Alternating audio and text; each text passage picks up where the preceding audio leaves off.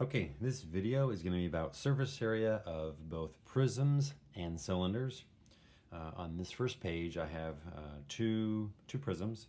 This is a rectangular prism and this is a triangular prism. You could have a hexagonal prism with two hexagons on both faces. So these are two rectangles here and then they're connected, and then these are two triangles, of course, and then they're connected. So they could really be anything. Surface area is just the area of all of the faces, and that's really just it. I mean, you're just adding up the area of each one of those. This particular rectangular prism has 6 faces. Let's go ahead and shade. I'm going to call this one the front. Okay, front, back, right, left, top, and then bottom. And the same thing over here. I would call this like the front and the back and the left and the right and then the bottom. Okay, this one has 5 faces. So to find the surface area of these guys, we're just going to add up all the faces. Okay, so the surface area for this one, so the surface area, it is symmetrical. The front and the back, they're the same. So there's 2 that are 5 by 4. Okay. There are 2, the left and the right. So like that guy, I would call the right, and then it's got his corresponding left. Remember, that's 5, this is 5.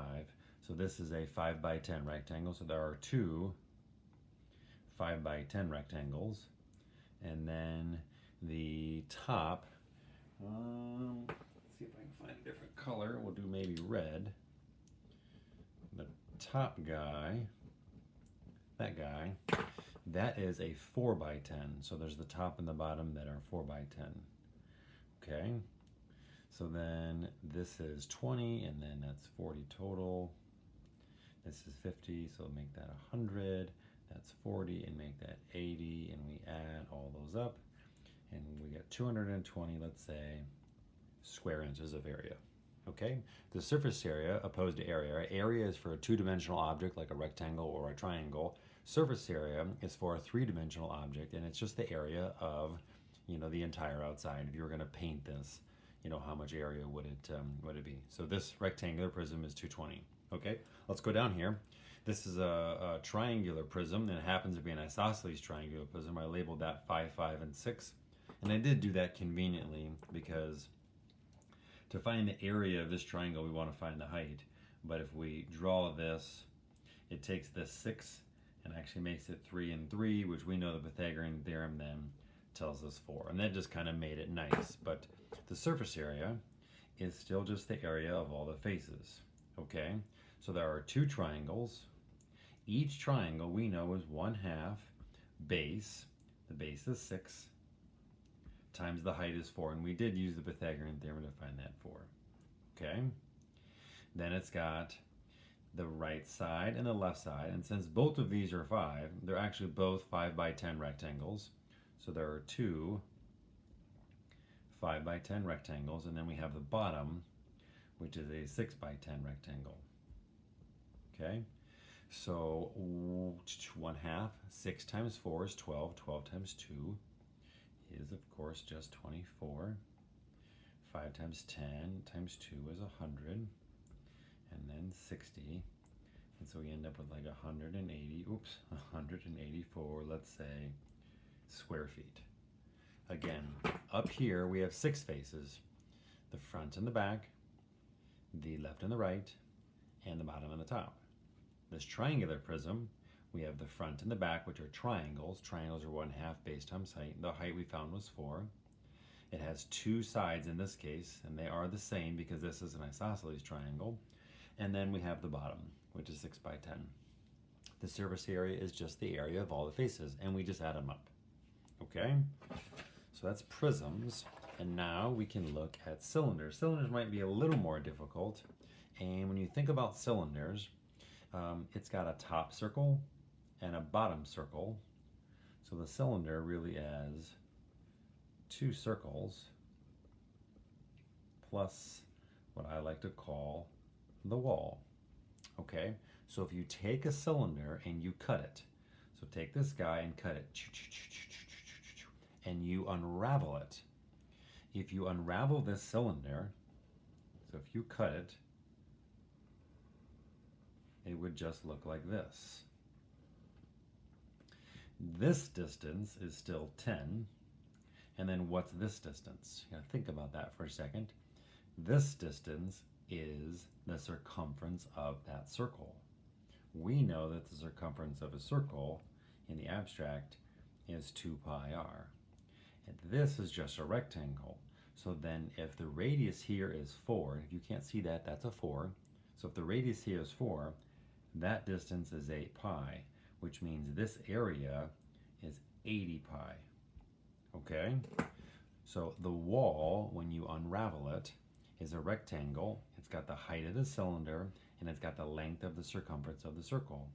The wall plus the two circles, top and bottom, give you the total surface area. So the surface area is 2 circles. The circle's area are pi r squared. So in this case, pi 4 squared plus the wall, which we already said was 80 pi. Okay, 4 squared is 16.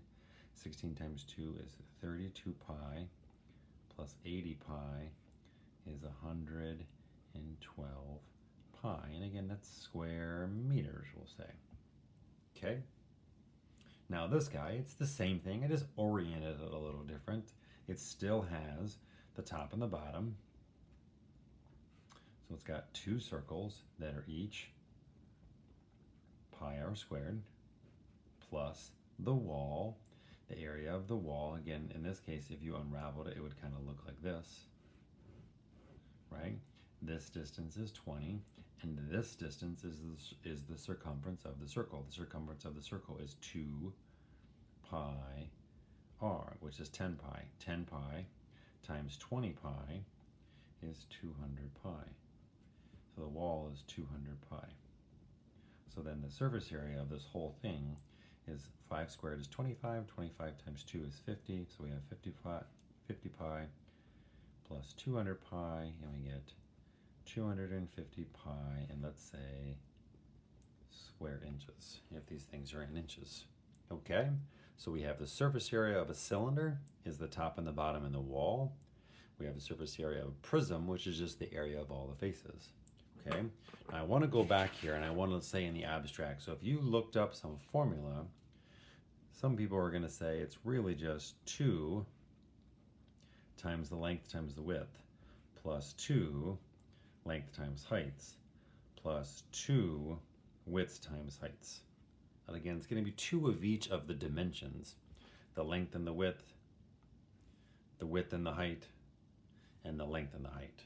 However you want to do it, right? It's going to be 2 of each of those combinations. Down here, it's not going to be as easy to write a formula for a triangular prism. You're going to see that often when you see something like this. And then for a cylinder, if you think about what the formula might look like, if you looked it up in a book, the surface area for a cylinder is going to say 2 pi r squared, 2 circles, 2 circles, 2 circles, plus the wall. And remember, the area of the wall was the circumference times the height.